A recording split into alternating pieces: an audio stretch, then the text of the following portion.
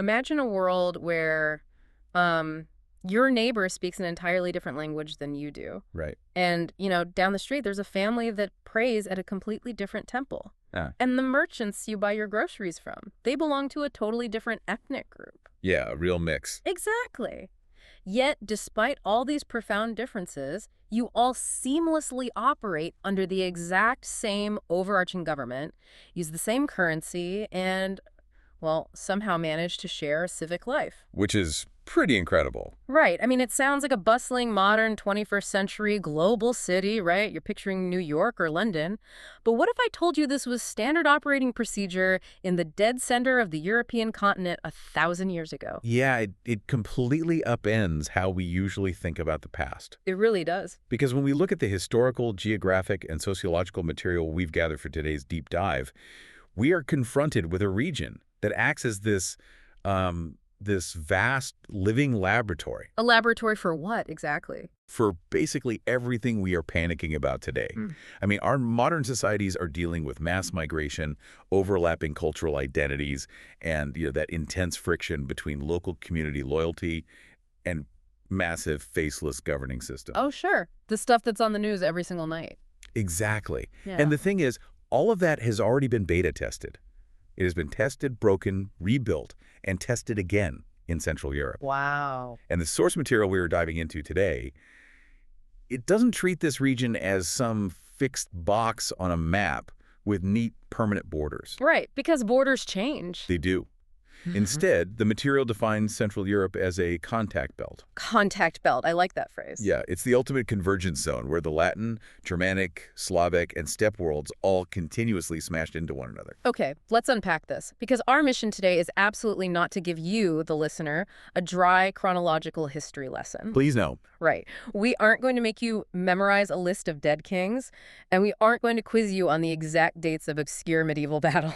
We promise. We are using what you might call a systems lens.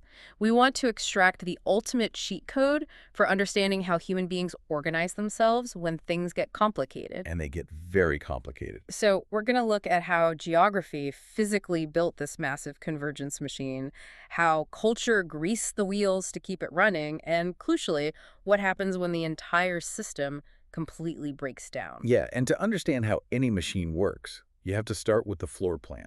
The geography. Exactly. And the physical layout of Central Europe is defined almost entirely by transition zones. What do you mean by that? Well, there are no absolute impenetrable walls here. Let's look at the boundaries. In the south, you have the Alps. Okay, mountains. Those seem like walls. They sound like great walls. Right. But the Alps are actually completely porous if you know where the passes are. Ah, okay. And in the north, you have the North European Plain, which is basically a flat, open highway stretching across the continent. So anyone can just walk right in? Pretty much. Then in the middle, there's the Bohemian Massif, which is this ancient, stable, elevated block of the Earth's crust. And sprawling out to the east, in and around modern-day Hungary, is the Pannonian Basin. What's a basin in this context? It's a massive, flat grassland ringed by mountains, kind of like a giant bowl. But, the true arteries of this region, the things that keep the blood pumping, are the massive river networks. Right, because before airplanes and paved highways, rivers were the interstate system. 100%. If you wanted to move heavy things or large groups of people, you had to be on the water. Precisely. We are talking about the Rhine, the Elbe, the Oder, the Vistula, and above all others, the Danube. The Danube is huge, right? Massive. The Danube alone flows through or borders 10 modern countries today. These rivers made Central Europe one of the most internally connected regions in the history of the world. Even when it was divided up by war. Even then. Even during periods when it was completely shattered politically. You could load a barge with goods in the dense forests of the West and float it all the way down into the Black Sea. So it's a giant continent-sized transit hub. Exactly. But it's not just flat, empty land waiting to be crossed. I mean, the climate and the natural resources must vary wildly, depending on exactly where you were standing. Oh, absolutely. And that fundamentally shaped how people lived. It dictated human settlement in incredibly durable ways. Give me an example. Well, the climate shifts from a mild oceanic climate in the west to a much harsher, extreme continental climate in the east. And then you have sharp vertical shifts in the alpine belt. So different weather means different lifestyles. Right. If you were a farming community, you naturally gravitated toward the river basins and what are called the fertile loess belts. Wait, let me stop you right there. Lotus belts. Yeah. What exactly is loess, and why does it matter so much to a farmer? So lotus is this incredibly fine, mineral-rich, wind-blown sediment. Like a duck. Sort of, yeah. During the end of the last ice age, as the massive glaciers ground the rock into a fine powder, the wind picked up this dust and deposited it in thick blankets across certain parts of Central Europe. Oh, wow. And because it's so fine, it holds water beautifully, it's intensely fertile. So if you found yourself on a loess belt, you could grow enough surplus grain to support very dense, permanent farming communities. It literally anchored human civilization to specific spots on the map. It really did. That makes perfect sense. So the farmers are down in the valleys and the lowest belts. But what about the people up in the mountains? I mean, they aren't growing massive fields of wheat up there. No, not at all. If you were in the uplands, your life was completely different. You lived in smaller, tighter valleys. Which I'm guessing naturally fostered very strong, isolated, local identities. Exactly. But you had something the farmers desperately needed down in the plains: resources. The mountains supplied the timber for building, the metals for tools and weapons, particularly in the Carpathian Arc, and, vitally in the ancient world, they supplied the salt. Oh, salt. I always find this fascinating. Salt was basically the petroleum of the ancient world. It really was. It wasn't just about making your dinner taste better. It was a matter of life and death. Because if you couldn't salt and preserve your meat, you starved during the winter. Exactly. Salt was white gold. And the sources mention a specific site called Hallstatt in the Austrian Alps that became profoundly wealthy just from mining salt. Just from salt. Just from salt. They were digging deep into the mountainsides, extracting these massive blocks of it and trading it across the continent. That's incredible. Right. Right. If you controlled the salt in Hallstatt or the metal deposits in Bohemia, you wielded immense economic power. But here is the critical mechanism. What's that? It wasn't enough to just dig the resources out of the ground. You had to move them. Back to the rivers. Exactly. So if you control the Alpine passes and the Danube corridor, you control the trade, you control the taxation, and you control the movement of armies. Because everyone has to go through the toll booth eventually. Yes. The Danube corridor linked the Adriatic Sea, the Baltic Sea, and the Black Sea worlds together. Because of this interconnected geography, Central Europe was almost never truly isolated. So even the remote villages were plugged in. Yeah, even a village that felt incredibly remote was usually just a stone's throw from a major strategic pass or a tributary route that fed into the main river highways. Wow. And this leads us to the grand geographical paradox of the entire region. Central Europe is incredibly easy to cross, but it is almost impossible to unify for long. I love that paradox. It paints such a vivid picture. At first, I was picturing it like the hallway of a really busy house. A hallway? Yeah, where everyone has to walk through it to get to the kitchen or the front door. You have traders, armies, migrating tribes, all just tracking mud onto the carpet. Right, right. But actually, based on what you're saying about the locust belts and the salt mines, it's not a hallway people just pass through. No, it's not. It's more like a communal kitchen. Over thousands of years, every new tenant comes in, refuses to leave, and just adds a new ingredient to this massive perpetual stew bubbling on the stove. That is a great analogy. Which makes me wonder, if it is so easy to cross and so highly trafficked, did the people living there ever get a moment's rest to actually build a stable society? Or was it just constant trespassing and warfare? Well, that is the perfect question to transition us into the human element. Because the answer completely shatters one of the biggest myths modern society has about human history. Oh, what myth is that? The myth of ethnic purity. They didn't just pass through, they stayed. They mixed, they intermarried, they created a demographic stew that completely invalidates the idea that anyone has pure roots there. So no one is originally from anywhere. Right. If we trace the human presence in this region all the way back to the Upper Paleolithic, so roughly 40,000 years ago, we see a relentless cycle of repopulation. 40,000 years, that's a long time. It is. The Ice Age glaciers would advance, literally freezing people out of the territory, and then the ice would retreat, drawing new hunter-gatherer populations back into the newly thawed forests and steppes. So the climate itself was acting as a giant demographic churn. Exactly. But hunter-gatherers are always moving. When does the kitchen actually get built? When do people put down roots? That massive shift happens around the 7th to 6th millennia BCE. That's with the arrival of what archaeologists call the linear pottery culture, or the LBK. Okay, wait. Right. Linear pottery culture. Are we really naming an entire epoch of human civilization after how they decorated their bowls? We are, yeah.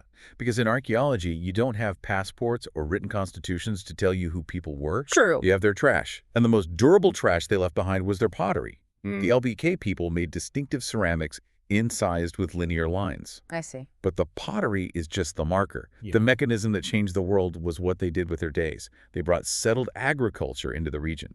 Ah, so they stopped endlessly following herds. Exactly. They started cultivating cereals, keeping domestic livestock, and building massive, permanent timber longhouses. So they put down the rug and built the kitchen island, to use my analogy. Yes. And once you have a permanent house and a field of grain, you are fundamentally tied to that specific piece of geography. Right, you can't just pack up a wheat field. No, you can't. But here's the crucial part. When the LBK arrived, they didn't replace the hunter-gatherers who were already there in some clean, absolute violent wipeout. It wasn't just a conquest. Not at all. The archaeological record shows us stratigraphy's successive cultural layers overlapping. You have the Neolithic farmers, and then later you see the arrival of groups we call the corded ware culture. Let me guess, they pressed ropes into their clay. You got it. And in the bell beaker communities, who made these distinctive upside-down bell-shaped cups. Right. And then you move into the sprawling trade networks of the Bronze Age and the Iron Age.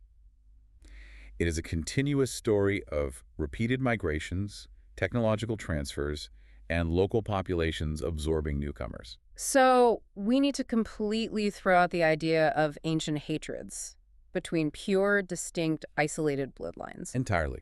Identity in prehistoric times wasn't about what modern nation-state you belonged to. It was about kinship, culture, and survival. That makes a lot of sense. So what happens as we get closer to recorded history? Well, as we move into the Iron Age, identity evolves into tribal confederations. You have the Celts dominating the region early on, establishing massive fortified settlements. Okay, the Celts. And then later Germanic tribes began expanding. But these weren't nations in the modern sense. What were they? They were fluid warbands and alliances, acting as a chaotic frontier to the Roman Empire, which was pushing up from the south at the time. Rome. And then Rome starts to crumble and the floodgates really open, right? Yes, this brings us to the migration period, roughly 300 to 700 CE. Things get messy. Very messy.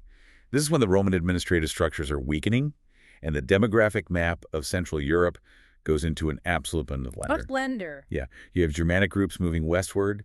You have the Huns pushing in from the eastern steppes, displacing everyone in their path. The Huns under Attila? Exactly.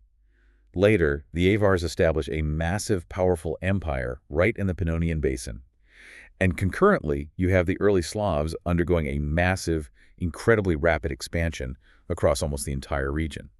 Now, when we say expansion or migration in this context, I think it's easy for us to picture a modern army marching in uniform. Right, but it wasn't like that. How are these groups actually moving? They were essentially moving towns. It was men, women, children, livestock, and wagons. Oh, wow. Yeah. Entire communities on the move. Yes. And the identities of these groups were highly strategic and adaptive. How so? Well, if a charismatic leader like Attila the Hun started winning battles, smaller tribes of completely different ethnic backgrounds would suddenly adopt Hunnic customs. Wait, really? Just to be on the winning side? Exactly. They would fight under his banner and effectively become Huns for survival and profit. You didn't belong to a bloodline. You belonged to a successful confederation. That is wild. The phrase cultural layering is used in the source material to describe this, and I think it is brilliant. It's the perfect term. Because as history marches on, this layering becomes incredibly complex.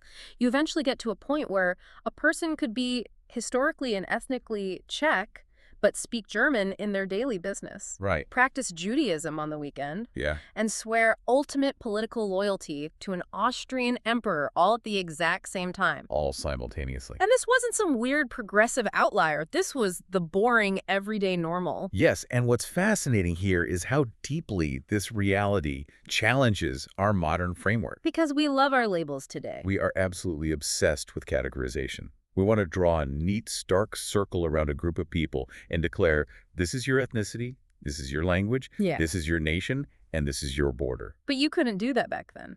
You couldn't. In Central Europe, nationality was rarely just about your genetics. It became an intricate web tied to what language you spoke in the marketplace, what religion you practiced, what guilds you belonged to, and what state bureaucracy taxed you. It was functional identity. Exactly. You had major ethno-linguistic zones overlapping. German-speaking merchants, West Slavic farmers, Hungarian nobility, Romance-speaking pockets. And Jewish communities, right? Yes, vibrant Jewish communities using Hebrew, Yiddish, and local vernaculars, along with the highly mobile trans-regional Roma population, all layered together. Wait, so when politicians or nationalists today argue on the news about who was first in a specific valley or who a piece of land really belongs to, Yeah. the archaeology and the sociology basically look at them and say, you're all roommates who moved in at different times and completely renovated the place together. That's a perfect way to put it. Because there is no purely original group in the way a modern nationalist wants there to be. That is precisely what the evidence shows. Every single era features groups mixing, identity shifting, and labels getting completely redefined. The goalposts keep moving. They do. The dividing lines change depending on the century. In the Iron Age, the dividing line was the tribe you fought for. In the medieval era, it was the religion you practiced and the king you pay taxes to. And then It wasn't until the modern era that the dividing line became the nation. But the physical people themselves were always a constantly evolving blend. But logically, if you have all these different roommates with overlapping layered identities, speaking 5 different languages, praying in 3 different ways, It's a lot to manage. right, all cramped into this highly trafficked communal kitchen of Europe, you need some incredibly serious house rules. You do. Otherwise, they're going to kill each other over who left their dishes in the sink or where the property line is drawn. You need governance. Absolutely. And this is exactly why the material points out that Central Europe became the ultimate laboratory for complex administration. Yes. Central Europe didn't just inherit governing systems. It stress-tested them to their absolute breaking points. What were some of the early ones? Well, we see early state formations attempting to organize this chaos, like Great Moravia in the Danube Basin in the 9th century. What did they try to do? They tried to pull the various Slavic populations under one Christian administrative umbrella. But the truly monumental experiments in managing this wild diversity were the massive, overarching imperial systems. The empires. The empires. The most successful, longest-lasting operating systems for this region were the Holy Roman Empire, and later, the Danube-Habsburg corridor. Okay, let's talk about the Holy Roman Empire, because I think it gets a really bad rap. It really does. We always hear that famous Voltaire quote that it was neither holy nor Roman nor an empire. Everyone quotes it. Right, and we are taught to picture it as this dysfunctional, messy, weak blob of tiny kingdoms that couldn't get its act together compared to centralized places like France or England. But that's a misunderstanding of what it was trying to do. Really? Because when you look at how it actually functioned, the sources say it was a highly sophisticated mechanism. It was messy, absolutely. But it was practically designed to be messy because it institutionalized compromise. Interesting. The Holy Roman Empire spanned much of Western and Central Europe for centuries. If they had tried to rule it like a centralized dictatorship, it would have imploded in a week. Too much diversity. Way too much. Instead, it allowed local princes, independent city-states, powerful bishops, and various dynasties to coexist within a shared, overarching legal framework. So it didn't force everyone to be the same. No, it deliberately did not try to homogenize everyone into a single identity. It recognized the reality of layered sovereignty. How did that actually work in practice, though? If I'm a merchant in a city like Frankfurt back then, who am I actually answering to? Well, you could be completely loyal to your local merchant guild for your trade regulations. You'd answer to your city council for local laws, pay fealty to your regional prince for military protection, and still appeal to the Supreme Court of the Emperor if you felt the prince was treating you unfairly. Oh, wow. So there was a whole appeals process. Yes. The empire provided a mechanism for conflict resolution. If a German-speaking Protestant town had a border dispute with a Slavic-speaking Catholic bishopric, they didn't immediately go to war. What did they do? They had a massive, complex imperial court system where they could sue each other. It was a bureaucracy designed to mediate extreme difference. And then the Habsburg monarchy takes that concept and really scales it up. Right. So they take it to the next level. Because they end up holding together Germans, Hungarians, Czechs, Slovaks, Croats, Slovenes, Poles, Ukrainians, Jews, Italians. Right. I mean, it is a staggering, almost impossible list of peoples. It is. And they didn't hold it together by trying to force everyone to wear the same clothes and speak the same language. They couldn't. If the Habsburg emperors had tried to enforce ethnic or linguistic sameness, the empire would have shattered instantly. So what was their glue?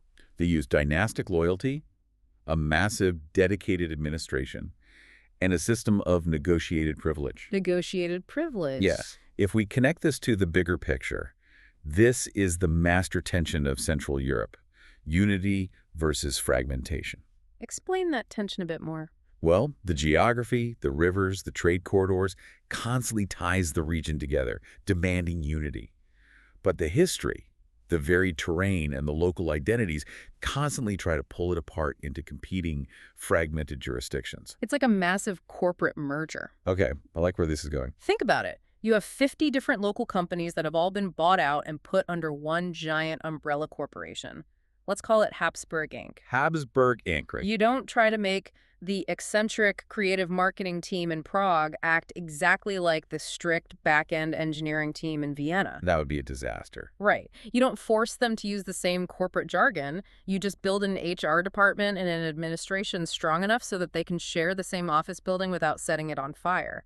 Exactly. The administration is the glue. Yeah. That is a very apt analogy. The bureaucracy in the Habsburg Empire became a distinct culture unto itself. Bureaucracy as a culture. Yes, because the region faced immense external frontier pressures, most notably from the Ottoman Empire pushing up from the Balkans. Extant threat.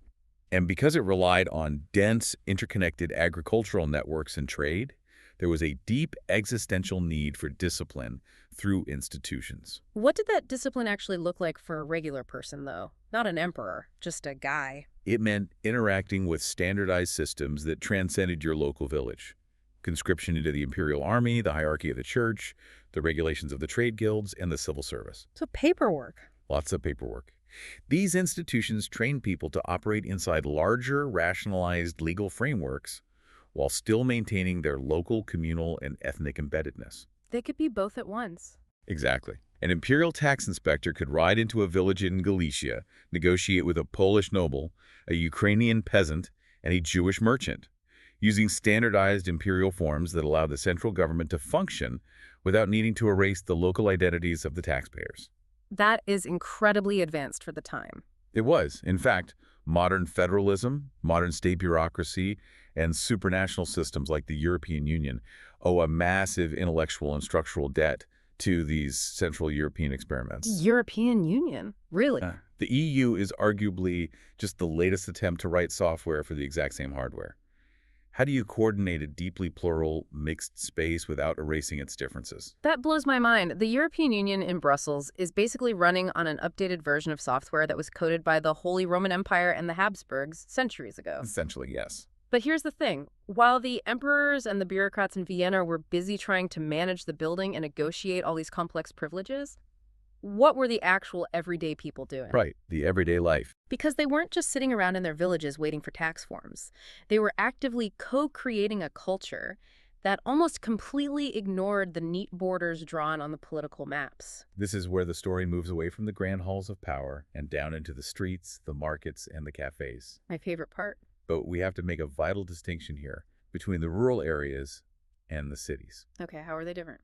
In Central Europe, the rural, mountainous, and deep agricultural areas tended to be more traditional, more tied to specific ethnic identities, and much more homogeneous. Sure. But the cities were vibrant, multilingual, multi-religious engines of innovation. Let's look at the medieval trading center of Regensburg on the Danube. How did a city like that actually function? Regensburg is an exceptional example of this urban dynamic. Because it sat on a crucial point of the Danube, it was a funnel for wealth and ideas. Because of the trade routes. Right. You had merchants arriving from the Black Sea, traders coming down from the Baltic, and diplomats from Italy. In a city like that, you didn't just have one architectural style or one philosophy. It must have been chaotic. It was a place where cultural influences from all over the continent interchanged constantly. The architecture alone was a mashup of Romanesque, Gothic, and local styles, reflecting the diverse flow of money and people. Here's where it gets really interesting, because the specific cultural examples of this mixing in the sources are just phenomenal. They really are. We tend to think of Central Europe in terms of, stiff bureaucrats with impressive mustaches or Right. brutal military history. Right. But this region was the ultimate pop culture influencer of its day. Let's talk about the Viennese coffee house. It wasn't just a place to grab a quick shot of caffeine before work like a modern drive-through. No, not Yeah. at all. It was a civic third place. A third place, I've heard that term. Yeah, a third place being a crucial sociological concept.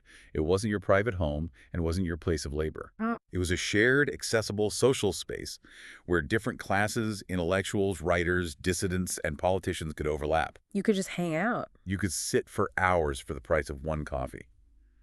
The coffee houses provided newspapers from all over the empire in multiple languages. It was an institution specifically designed to foster the cross-pollination of ideas. And it wasn't just highbrow intellectual political theory either. Look at the polka. Yes, the polka. I always thought the polka was just this quaint, traditional thing my grandparents did at weddings. Most people do. But the reality is that the polka was a lively, bohemian courtship dance that essentially went viral in the 19th century. It really did. It started in Central Europe, spread across the continent like wildfire, crossed the ocean to the Americas, and was everywhere. Central Europe basically exported a global dance craze. And you see the same explosive creativity in the visual arts. Oh, like what? Take the Vienna Secession movement at the turn of the 20th century. You had brilliant architects and designers like Otto Wagner and Joseph Hoffmann, who were actively breaking away from the heavy, suffocating historical styles of the past. They wanted something new. They were stripping away the excessive ornamentation and shaping the very foundations of modern functional architecture and graphic design. They were responding to the complexity of their modernizing world by trying to find a clean, universal visual language. And we cannot possibly talk about Central Europe without talking about the food. Oh, the food is the best part. Food here is the ultimate historical document of cross-border comfort culture. It truly is.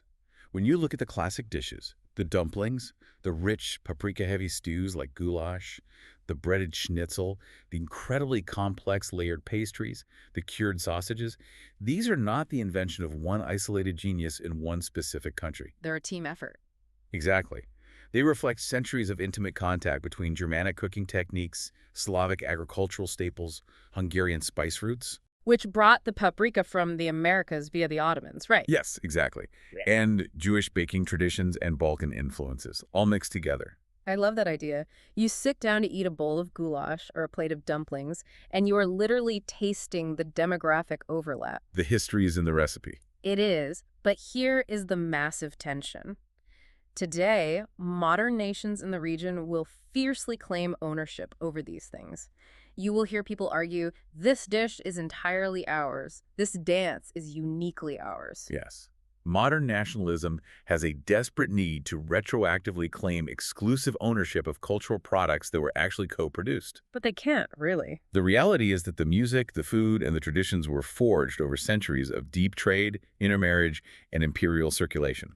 No single modern nation-state can entirely claim them, because the borders of those modern nation-states simply did not exist when the culture was actually being created in that communal kitchen. And the ultimate living symbol of this layered, co-created identity has to be Franz Kafka. Oh, Kafka's the perfect example. He is the perfect embodiment of this incredibly complex world. He really is the archetype of the Central European citizen of that era. He was a Jewish man living in the city of Prague. Right. He wrote his masterpieces in the German language. He was deeply sympathetic to Czech cultural and political aspirations, and he lived his entire life under the vast, overarching administrative umbrella of the Austro-Hungarian Empire. Talk about layered identity. You cannot put Franz Kafka in a single, neat, ethnic or national box. He is the absolute product of overlapping worlds. And his writing reflects the psychological toll of that world, right? I mean, we use the term Kafkaesque today to describe bewildering, faceless, nightmare bureaucracies. Exactly. Kafka's worldview was profoundly shaped by his environment. It was an environment where you had to navigate incredible human diversity on the street level, Yeah. but you were constantly subjected to this massive, overarching, and sometimes incredibly alienating administrative machine to get anything done. It sounds exhausting. It was. But the cultural creativity of Central Europe almost always grows at these specific crossroads, even, and perhaps especially, when those crossroads are filled with psychological tension. But, and this is a huge, dark, terrifying, but we know this vibrant shared culture didn't just hum along happily forever. No, it didn't. Coexisting in a coffee house and sharing recipes is wonderful, but what happens when the overarching system stops trying to manage that diversity and instead starts actively trying to erase it? That's when everything falls apart. Moving into the 19th and 20th centuries, the story turns catastrophic based on the sources. The 19th and 20th centuries represent the catastrophic, systemic breakdown of the entire Central European model. And the primary destabilizer, the mechanism that tore the machine apart, was modern nationalism. How did that start? Well, in the 19th century, driven by the rapid rise of industrialization, the spread of railways, rising mass literacy, and cheap print culture, peoples who had long lived together in mixed dynastic states began to reimagine themselves. They started seeing themselves differently. They began to see themselves as sovereign, distinct nations. The core toxic idea took hold that one identity should equal one nation, and one nation must have one language and one state. Which, based on everything we've just spent the last hour discussing about how layered and mixed this region is, sounds like trying to unbake a cake. That is a great way to put it. You can't separate the flour from the sugar once the cake is already out of the oven. But they tried, and it was incredibly violent. They absolutely tried. The revolutions of 1848 violently shook the region as different groups demanded autonomy. Language, which used to just be a tool for trading in the market, was standardized and turned into a highly political weapon. So what you spoke suddenly determined who you were. Right. If you spoke German, you belonged to the German nation. If you spoke Czech, the Czech nation. And then comes the great definitive break, the end of World War I in 1918. The empires finally collapse. Yes, the total collapse of the Habsburg monarchy, the Russian Empire, and the German Empire. In their place, a whole map of new, ostensibly independent nation-states emerged. Like Czechoslovakia and Poland. Exactly. Like Czechoslovakia, a reconstituted Poland, and independent Hungary. But as the historical record explicitly shows, the new map was not ethnically clean. Because they were still all mixed together. Exactly. Because the populations were so deeply intermixed down to the village and street level, the collapse of the empires just left behind fragile, multi-ethnic nation-states. So the problem wasn't solved. Not at all. They were filled with unresolved minority issues, resentment, and revisionist claims over borders. The beautiful layered reality of Central Europe had suddenly become a fatal political liability. And that fragility, that liability, is exploited by the most radical ideologies imaginable. The interwar period is marked by constant border disputes, economic chaos, and the rise of fascism and Nazism. Yes. And here we have to pause and talk about the missing layer problem mentioned in the text. It is utterly heartbreaking, and I want to make sure we don't just gloss over it as a geopolitical statistic. It is the most profound and devastating tragedy of the region. The Holocaust destroyed much of Central Europe's Jewish life. Yeah. This was not just a horrific industrial-scale loss of human life, though it was absolutely that, but it was also one of the deepest civilizational and cultural losses in Central European history. If you look at a city like Prague or Vienna on a Tuesday in 1910, the Jewish communities were a massive, vibrant, vital presence. They were foundational. They were intellectuals, shopkeepers, writers, doctors, artists. They were a fundamental cornerstone of that urban, pluralistic culture we were just celebrating. They were deeply integrated into the fabric of the region. Their destruction severed a fundamental pulsing artery of Central Europe's identity. It's hard to even comprehend the scale of that loss. It is. The intellectual and cultural void left behind by the murder of millions of Jewish citizens irreversibly impoverished the region. And the forced homogenization didn't stop with the end of World War II, did it? No, it didn't. After the defeat of Nazi Germany, there were massive, violent post-war expulsions. Expulsions of who? Millions of ethnic Germans were forcibly removed from regions in Poland, Czechoslovakia, and Hungary, where their ancestors had lived for centuries. The demographic map was forcibly, brutally simplified to fit the nationalist ideal of pure borders. So they just wiped the slate clean through force. Essentially, yes. And then the Iron Curtain falls. Much of Central Europe is absorbed into the Soviet sphere of influence under totalitarian communist rule.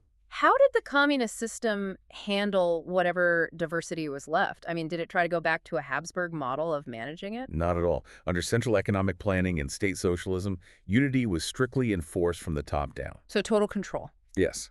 The rich, layered ethnic, religious, and civil expressions of the past were heavily suppressed or totally subdued under a monolithic state ideology. Wow. The system restricted the free movement of people, heavily centralized all political and economic power, and attempted to mandate a completely different kind of uniformity, ideological uniformity. Which leads me to a really somber, heavy question. If we go back to our systems lens, if a governing system's true purpose is to balance structure and fairness, Right. does the 20th century in this region prove that when you strip away the fairness, the structure just becomes a highly efficient machine for oppression? This raises a vital question about the nature of institutions. Yeah. And the historical record seems to answer it with a definitive, terrifying yes. It's scary to think about. It is. Discipline through institutions was a hallmark of Central Europe. It's how they survived the chaos of the Middle Ages. That it can be flipped. Exactly. Yeah. When those same efficient institutions, the police forces, the registries, the railways, the bureaucracies, are hijacked by radical ideologies of exclusion, whether it's genocidal ethno-nationalism or authoritarian state socialism. The efficiency becomes the nightmare. Yes, the efficiency of the bureaucracy becomes a weapon of mass terror. The region demonstrates clearly that a system that overcorrects for diversity by trying to forcefully eliminate it will inevitably resort to massive systemic oppression. It's a chilling thought that the exact same bureaucratic efficiency that can flawlessly organize a multilingual postal service across an empire can be turned inward to systematically register, deport, and erase entire populations. It's the dark side of that structural strength. So, if the history of Central Europe is this endless looping cycle of migration, mixing, stabilization, conflict, and then a hard, violent reset, where does the system stand today? Well, after the fall of the Iron Curtain. Right, in 1989. Exactly. The post-1989 landscape represents another profound shift in identity and governance. Yeah. You have the Velvet Revolution, Czechoslovakia, which stands as a powerful symbol of peaceful democratic transition. A bloodless revolution. Yes.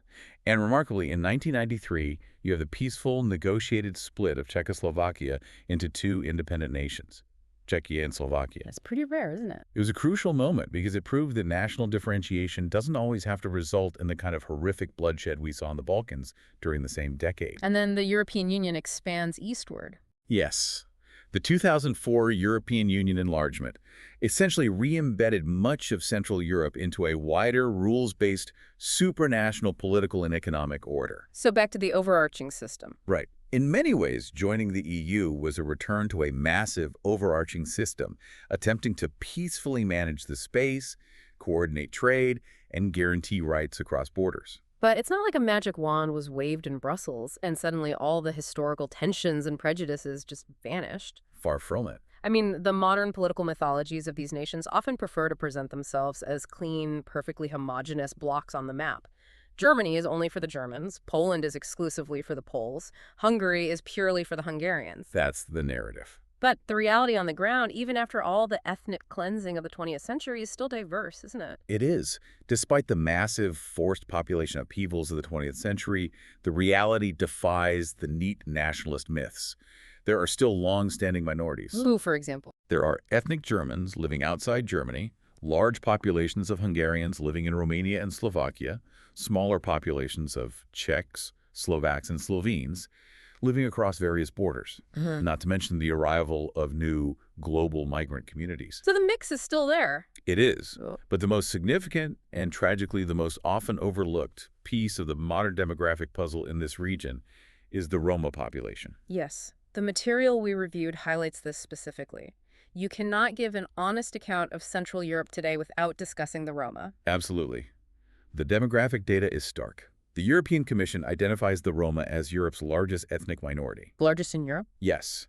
There are an estimated 10 to 12 million Roma in Europe, with about 6 million living directly within the borders of the European Union. Wow, that's a massive population. It is. In Central Europe, they are highly visible and constitute significant percentages of the population in parts of Slovakia, Hungary, Czechia, and neighboring countries.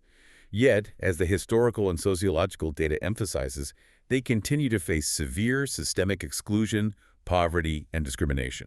Why has this specific group been so consistently marginalized, even as the rest of the region integrates into the EU? Because they challenged the traditional structures. Historically, they were a transregional, often mobile population that didn't fit neatly into the agricultural, sedentary tax brackets or the later nationalist mythologies of blood and soil. They didn't fit the rigid categories. Exactly. Their persistence and their continued marginalization today is the starkest modern example of the region's ongoing struggle.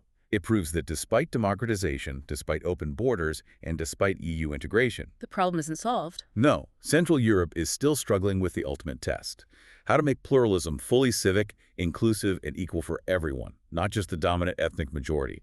So what does this all mean? We started this deep dive by talking about that very modern feeling of overwhelming complexity. Yeah, that anxiety. Right, that underlying anxiety that our globalized, hyper-diverse societies are simply going to fracture under the pressure of trying to govern so many different types of people. It's a common fear today. It really is, and what I am taking away from this is that Central Europe isn't just a quirky historical case study about old empires and coffee houses. No, it's a blueprint. It is the prototype for the modern world. Everywhere today, North America, Western Europe, massive urban centers across the globe, is experiencing exactly what Central Europe has been dealing with for a millennia. We're all living it now. We are all facing mass migration. We are all grappling with complex, mixed identities. And we are all feeling the intense friction between our local, tribal loyalties and the massive global economic and political systems that govern our lives. That is the perfect synthesis. What Central Europe dealt with over thousands of years, the slow, agonizing process of learning how to live together, the rest of the world is dealing with right now, but on a hyper-accelerated timeline. It's all happening so fast now. It is. The master tension of unity versus fragmentation is no longer confined to the Danube Basin. It is the defining global tension of the 21st century. And the lesson here is incredibly blunt. If your system cannot handle diversity, it breaks.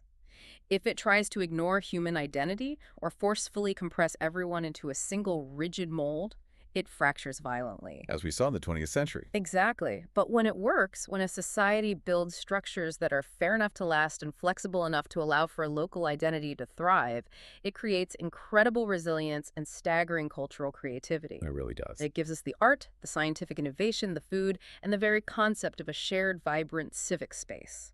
To summarize the core truth of the material we've explored today, Central Europe teaches us that human diversity itself is not the problem. The system is the problem. Core inflexible system design is the problem. Most historical conflicts arise not from ancient irrational blood hatreds, but from overlapping claims and weak coordination between competing groups. Well, that makes total sense. Geography will always force human interaction. People will always move and cultures will always mix. That is the baseline of the human condition. You can't stop the mixing. You can't. The true civilizational challenge is whether humanity can build institutions that are strong enough to hold difference, mediate dispute, and coordinate survival without turning that structure into a tool for domination. Central Europe's long, bloody, and brilliant history is the ultimate struggle to balance both.